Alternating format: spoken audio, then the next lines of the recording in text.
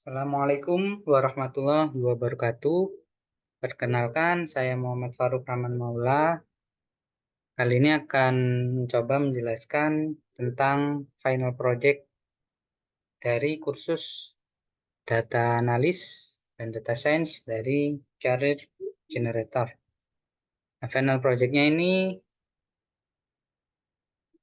memilih kasus personalisasi pengalaman belanja dari sebuah mall.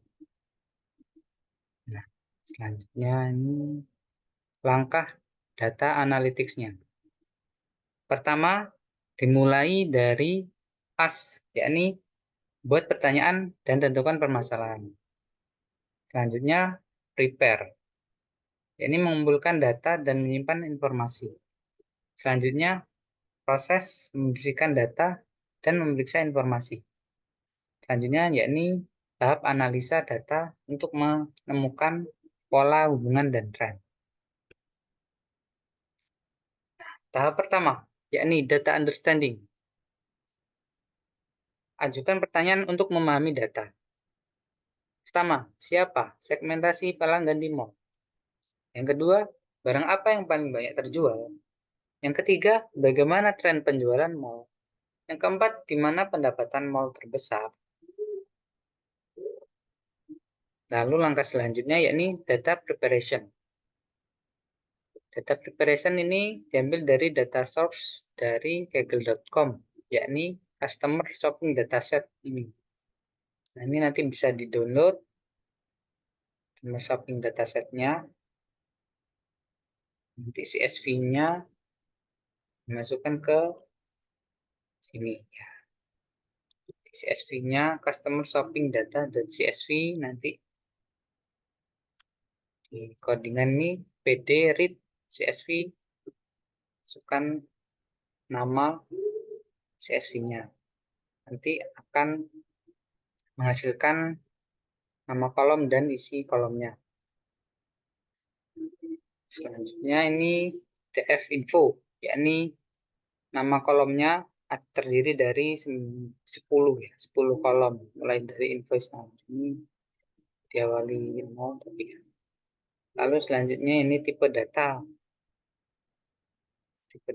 objek, integer, lalu float. Kalau yang integer ini bilangan bulat, kalau float ini ada komanya. Lalu selanjutnya def describe, ini dari count, min, ini ada dari per kolomnya. Lalu selanjutnya ini tahapan memproses data, checking dan cleaning. Biasanya lakukan checking itu mencari data nol, data kosong dari datanya CSV tadi. Kalau ada yang kosong biasanya bersihkan dulu. Tapi ini datanya dilihat df isna ternyata sudah bersih, nol yang jumlah sumnya. Sumnya ini nol, yang nol atau data kosongnya itu nol. Jadi tidak ada data yang nol, jadi sudah bersih. Kita lanjut ke tahap selanjutnya, yakni tahap data analysis.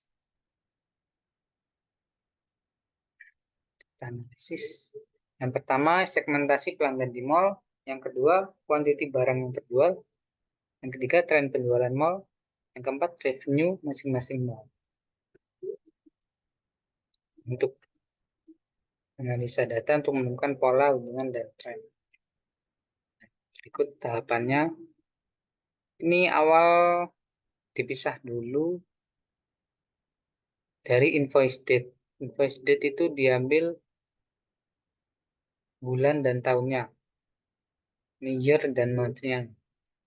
Lalu pengelompokan berdasarkan usia customer. Lalu ini dari total dibagi dari price dan quantity. Total ini ya. Price quantity-nya dibagi. Jadi bisa kelihatan quantity barangnya dan harga barangnya. Lalu selanjutnya ini analisa customer-nya dibagi berdasarkan rentang usia.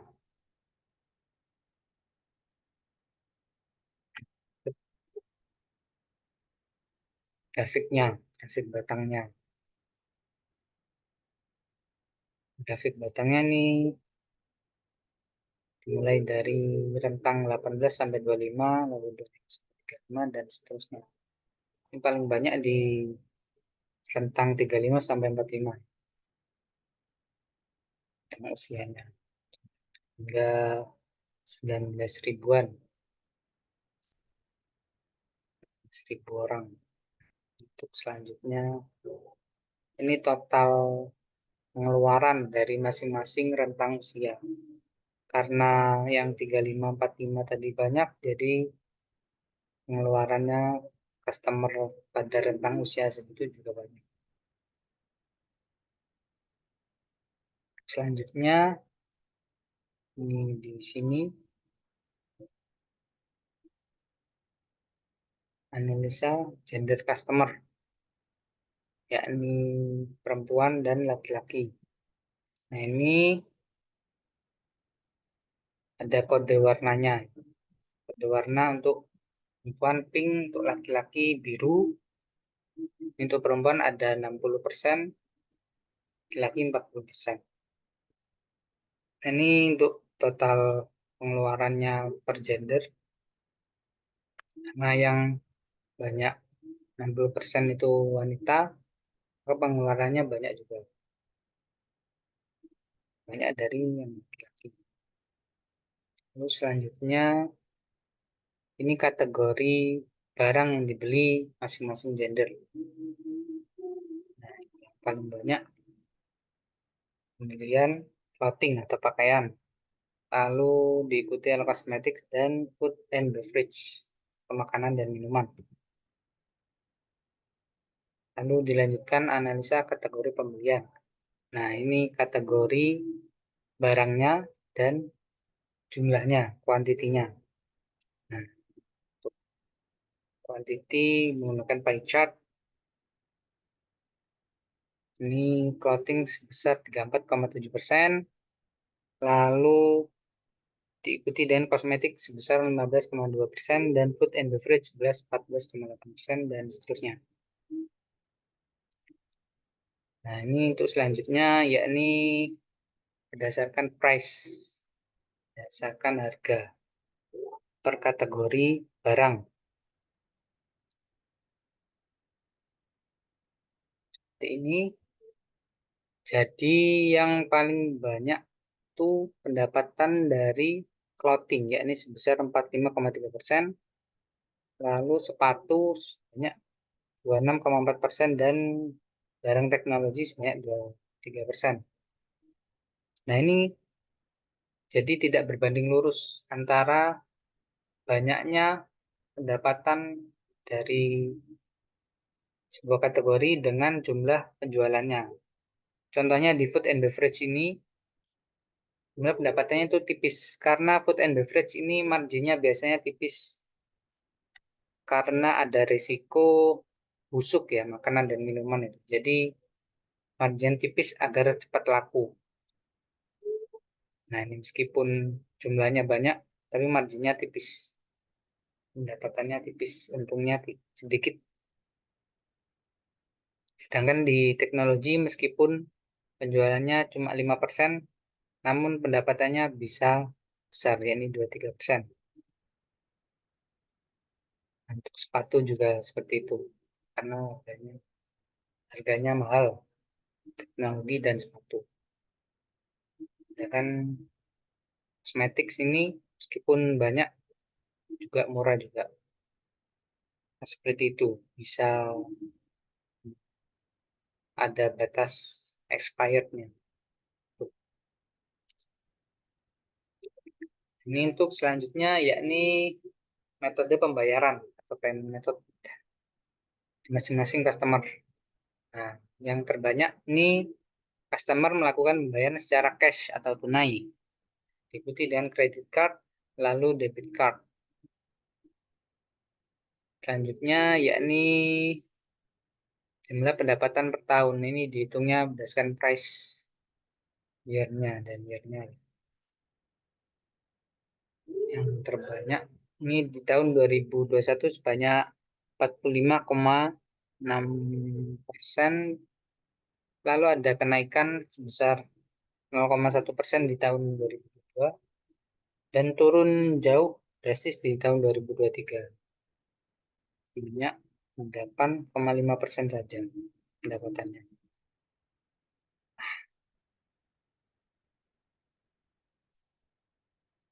Untuk analisis customer melakukan pembelian bulanan per bulannya. Nah, paling tinggi ini di bulan Januari, lalu menurun Februari, Maret, April turun, lalu bisa naik lagi di bulan Mei, turun di bulan Juni, naik lagi bulan Juli, turun Agustus, September, lalu naik lagi di bulan Oktober, turun di bulan November, dan naik lagi di bulan Desember. Terbanyak ini di bulan Januari pembeliannya.